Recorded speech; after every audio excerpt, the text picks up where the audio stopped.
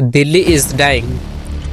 आज हमारे देश का कैपिटल इतना ज्यादा पोल्यूटेड हो चुका है कि यहाँ सांस लेना मतलब 50 सिगरेट का धुआं अंदर लेने जैसा हो गया है। नवंबर 18 को फॉर एग्जांपल दिल्ली का जो पोल्यूशन है वो इक्विवेलेंट था नियरली अबाउट 50 या 49 to 50 सिगरेट्स के इक्विवेलेंट था। सोचो, जो हवा जीने के लिए जरूरी है वो अब जान लेने पर उतर रही है।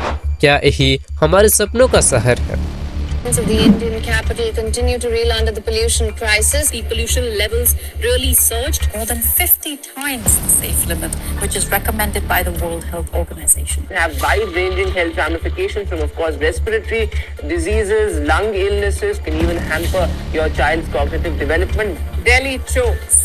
Smog blankets New Delhi. It's basically a repeat of last year and the year before that and the year before that and so on. एक दिन आप सुबह उठते हो और देखते हो कि चारों तरफ धुआं ही धुआं है। सांस लेना मुश्किल हो गया है। ना धरती दिख रही है, ना आसमान दिख रहा है। गले में एक अजीब सी जलन हो रही है। यही हाल है हमारे देश के कैपिटल दिल्ली का। नवंबर आते ही दिल्ली एक गैस चैम्बर में बदल जाता है। ये सिर्फ दिल्ली की कहानी नहीं है, बल्कि कई बड़े बड़े शहरों की भी यही हाल है। दिल्ली इज डाइंग पर क्या फर्क पड़ता है? हम तो सिर्फ दिवाली की फटाकों के पीछे पड़े हैं, और वो भी पूरे साल के लिए नहीं, सिर्फ और सिर्फ दिवाली के दिनों में। एक तरफ सेंट्रल गवर्नमेंट स्टेट गवर्नमेंट को ब्लेम कर रही है, तो दूसरी तरफ स्टेट गवर्नमेंट सेंट्रल गवर्नमेंट को ब्लेम कर रही है। क्या दिल्ली की ये हालत पहले भी ऐसी ही थी? आखिर इसके पीछे का रीजन क्या है, और इससे हमारी हेल्थ और इकोनॉमी पर क्या असर पड़ता है, और सबसे जरूरी बात, क्या हम इससे बच सकते हैं? आज की इस वीडियो में हम इन सब मुद्दों पर डिटेल से बात करेंगे। दिल्ली में पटाखों पर बैन तो लगती है, लेकिन सिर्फ और सिर्फ दिवाली के दिनों में। क्या पटाखे सिर्फ दिवाली के दिनों में फोड़े जाते हैं? बिल्कुल नहीं। शादियों में भी फोड़ते हैं, नेताओं की रैली में भी। और तब जब कोई नेता इलेक्शन जीतता है तब तो धुआं ही धुआं हो जाता है। लोग अपनी गाड़ी की शक्ल सूरत पर तो बहुत ध्यान देते हैं, लेकिन उनका इंजन और मेंटेनेंस इसका कोई ध्यान नहीं देता। और ये गाड़ियां जब चलती हैं तो उनसे निकलती है काली धुआं, जो दिल्ली की पोल्यूशन में 25% का योगदान देती है।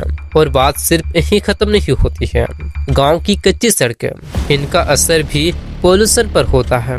जब भी कोई गाड़ी इन कच्ची सड़कों से गुजरती है तो धूल उड़ता है, जो हवा को और ज्यादा गंदा कर देती है। इसके बाद आती है कंस्ट्रक्शन, जो दिल्ली की पोल्यूशन का एक मेजर सोर्स है। और दिल्ली में हर दिन कहीं न कहीं नई बिल्डिंग्स बन रही है और सड़कें तैयार हो रही हैं, और कंस्ट्रक्शन का काम जोर शोर से चल रहा है। लेकिन क्या ये काम सही तरीके से हो रहा है? कंस्ट्रक्शन के समय साइड को प्रॉपर्ली कवर करना पड़ता है, और डस्ट को कंट्रोल करने के लिए पानी को स्प्रे करना पड़ता है, नहीं तो कंस्ट्रक्शन डस्ट हवा में घुलकर पोल्यूशन करती है। और एक स्टडी के मुताबिक ये पोल्यूशन दिल्ली के ओवरऑल पोल्यूशन में 2% का कंट्रीब्यूट करती है। ये छोटी सी चीज लगती है, लेकिन इनका इम्पैक्ट हमारी हेल्थ और एनवायरनमेंट पर काफी बड़ा होता है। दिल्ली की हवा हर दिन और ज्यादा खराब होती जा रही है, और इसमें हमारा अपना कचरा भी बहुत बड़ी भूमिका निभा रही है। हर रोज हजारों टन कचरा या तो फेंक दिया जाता है या फिर जला दिया जाता है, जो पोल्यूशन का एक मेजर सोर्स है। पर यह तो सिर्फ एक शुरुआत है। अक्टूबर और नवंबर महीने में पोल्यूशन का एक और मेजर कंट्रीब्यूटर होता है स्टेबल बर्निंग का। ये प्रॉब्लम इतनी बड़ी है कि सिर्फ स्टेबल बर्निंग ही दिल्ली की एयर पोल्यूशन में 32% कंट्रीब्यूट करती है। पंजाब और हरियाणा के किसान सर्दियों में खेत को प्रिपेयर करने के लिए पराली जलाते हैं। आपको तो पता ही होगा, नॉर्थ इंडिया के किसान साल में 2 बार फसल उगाते हैं, समर और विंटर में। जब समर में फसल की कटाई होती है तो खेत में पराली बची रहती है, उसको हटाना होता है ताकि वो विंटर में वहाँ बीज डाल सके। लेकिन किसान पराली को हटाने के बजाय जलाते ही क्यों हैं? क्योंकि पराली को जलाना सबसे सस्ता और तेज तरीका होता है। विंटर में बीज डालने के लिए किसान के पास समय कम होता है, और पराली को मैनुअली हटाना या किसी मशीनरी का यूज करना महंगा और टाइम कंज्यूमिंग होता है। इसीलिए वो पराली को जलाते हैं। लेकिन इसका सीधा असर दिल्ली की हवा पर पड़ता है। दिल्ली की हवा का हाल दिन ब दिन खराब होती जा रही है, और इसका एक और बड़ा कारण है पावर प्लांट। इंडिया में इलेक्ट्रिसिटी कोल से बनता है, और कोल जलाने के प्रोसेस में बहुत ज्यादा पोल्यूशन होता है। इसके अलावा बड़े बड़े फैक्ट्रीज, इंडस्ट्रीज से निकलने वाले धुआं और हार्मफुल केमिकल सिर्फ हवा को ही नहीं बल्कि पानी और जमीन को भी खराब करती है। आज दिल्ली की हालत इतनी बिगड़ चुकी है कि छोटी छोटी चीजें भी पोल्यूशन का रूप ले रही हैं। आज भी ऐसे कई घर हैं जो खाना बनाने के लिए लकड़ी जलाते हैं या कोयला जलाते हैं, जिसकी वजह से जो धुआं निकलती है वो भी दिल्ली की हवा को इफेक्ट कर रही है। और सिर्फ यही नहीं, हमारी छोटी छोटी आदतें भी पोल्यूशन में अपना योगदान करती हैं, जैसे प्लास्टिक जलाना, अननेसेसरी गाड़ी चलाना या बिजली का मिसयूज करना। लेकिन प्रॉब्लम तो तब होती है जब हमें लगता है कि एक इंसान से क्या फर्क पड़ती है। फर्क पड़ता है, छोटी छोटी चीजें मिलकर एक बड़ी प्रॉब्लम बन जाती है। और सबसे बड़ी प्रॉब्लम है स्टेट गवर्नमेंट और सेंट्रल गवर्नमेंट की कोलैबोरेशन की कमी, जिसकी वजह से वो एक दूसरे को ब्लेम करते रहते हैं, लेकिन असली प्रॉब्लम वही की वही रह जाती है। आज दिल्ली की सिचुएशन आपके सामने है। सुबह उठो तो लगता है कि जैसे धुआं ही धुआं खा रहे हो, लेकिन प्रॉब्लम सिर्फ धुआं की नहीं है। हवा के अंदर PM 2.5 और PM 10 जैसे पोल्यूटेंट होते हैं जो और भी ज्यादा खतरनाक होता है। PM यानी कि पार्टिकुलेट मैटर, ये इतने छोटे पार्टिकल होते हैं कि ये हमारे ब्लड स्ट्रीम में इंटर भी कर सकती है। ये रेत के दाने से भी छोटे होते हैं। सांस लेते वक्त ये पार्टिकल्स हमारी बॉडी के अंदर घुसकर हमें अंदर से डैमेज करती है। AQI यानी कि एयर क्वालिटी इंडेक्स, जो नॉर्मल कंडीशन में AQI 50 से कम होना चाहिए और खराब हालत में 100 और बहुत खराब हालत में 200 एक लिमिट माना जाता है। लेकिन दिल्ली की बात करें तो ये लिमिट कब का तोड़ दी गई है। यहाँ AQI 200 या 300 तक नहीं है बल्कि 500 तक भी नहीं रुका है। कहीं कहीं तो AQI 1000-1200 तक पहुँच गई है, जो हवा को लिटरली पॉइजन बना देता है। और ये सिर्फ दिल्ली की कहानी नहीं है बल्कि पूरे नॉर्थ इंडिया में ऐसे ही हाल है। आज किसी भी शहर का AQI 200 से कम नहीं है। इतना ज्यादा पोल्यूटेड हवा में सांस लेना अपने आप में एक हेल्थ रिस्क बन गया है। दिल्ली की हवा का हाल आज जितना भी खराब है, ये सब एक दिन में नहीं हुआ। इस कहानी की शुरुआत होती है साल 1990 से, जब इंडस्ट्रियल रिवोल्यूशन पीक पर था और लोगों के पास नई नई गाड़ियां आने लगी थी। तब से पोल्यूशन का ग्राफ भी धीरे धीरे ऊपर चढ़ने लगा। हालात इतनी खराब हो गई कि 2001 में सरकार को CNG बसेस इंट्रोड्यूस करना पड़ा। ये एक पॉजिटिव स्टेप था, इससे थोड़ा फर्क भी पड़ता है। लेकिन आज के जमाने में प्राइवेट गाड़ी ओन करना सिर्फ एक जरूरत नहीं है बल्कि स्टेटस सिंबल बन गया है। जितना ज्यादा लोग अपनी गाड़ियों का यूज करेंगे उतना ही ज्यादा पोल्यूशन बढ़ेगा। गाड़ियों की धुआं ने दिल्ली की हवा को और ज्यादा टॉक्सिक बना दी है। इस प्रॉब्लम को और बड़ा बनाता है हमारा पब्लिक ट्रांसपोर्ट सिस्टम, जो अभी भी इतना एफिशिएंट नहीं है जितना होना चाहिए।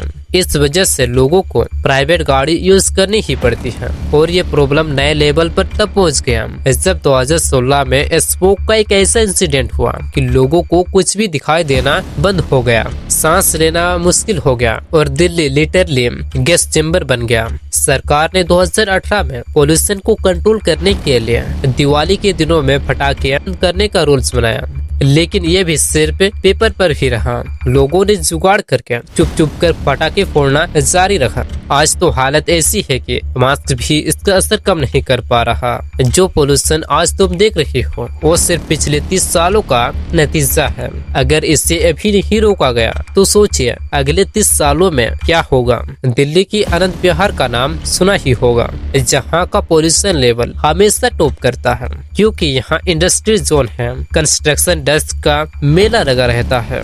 दिल्ली की हर एरिया का पोल्यूशन लेवल अलग अलग होता है, लेकिन हवा कहीं भी नॉर्मल नहीं है। हर जगह हवा खराब है, कहीं कम तो कहीं ज्यादा।